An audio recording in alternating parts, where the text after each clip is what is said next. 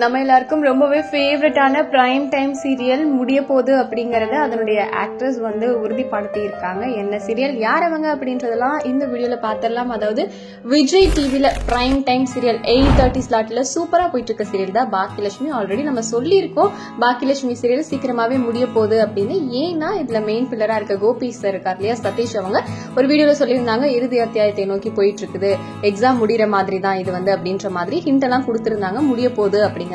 So இதெல்லாம் ஒரு பக்கம் இருக்கு. இப்ப எபிசோட்ஸ்ல என்ன போயிட்டு இருக்குன்னு பாத்தீங்கன்னா, இந்த மாதிரி இனியா ஆகாஷ் லவ் பண்ற மாதிரி, செல்வி அவங்களோட பையனை லவ் பண்ற மாதிரி, அதுக்கான சில பிரச்சனைகள் எல்லாம் குடும்பத்துல உண்டாயிருக்கு. அதை எப்படி பாக்கியா சமாளிக்கிறாங்க அப்படின்ற மாதிரி கதை உண்மையாவே ரொம்ப நல்லா தான் போயிட்டு இருக்கு. இப்ப போயிட்டு இருக்கும்போது பட் இப்போ என்ன இருக்குன்னு பாத்தீங்கன்னா, நம்ம செல்வி அக்கா இருக்காங்க இல்லையா, நம்ம கம்பம் மீனா அவர்கள் ஒரு இன்டர்வியூல என்ன சொல்லியிருக்காங்கன்னா, இந்த மாதிரி கேள்விகள் கேட்கும்போது இந்த சீரியல்ல இனியாவும் ஆகாஷும் சேருவாங்களா இல்லையான்னு கேட்டதுக்கு, அதெல்லாம் எனக்கு தெரியாது, சீக்கிரமாவே சீரியல் முடிய போகுது அப்படின்னு செட்டில் பேசிக்கிறாங்க அப்படின்ற மாதிரி சொல்லியிருக்காங்க. சோ ஆப்வியஸா இந்த சீரியல் முடிய போகுது அப்படிங்கறது அதுல நடிக்கிற ஆக்டர்ஸ் எல்லாம் தொடர்ச்சியா சொல்லிட்டே இருக்காங்க. உண்மையாவே கஷ்டமா தான் இருக்குது. At the same time Baakiyalakshmi சீரியலோட டைம் ஸ்லாட்டுமே 8:30 இருந்து 7க்கு மாத்திருக்காங்க. 7க்கு இருந்த ஐயனார் துணை 8:30 ஸ்லாட்டுக்கு ஸ்வாப் ஆயிருக்கு.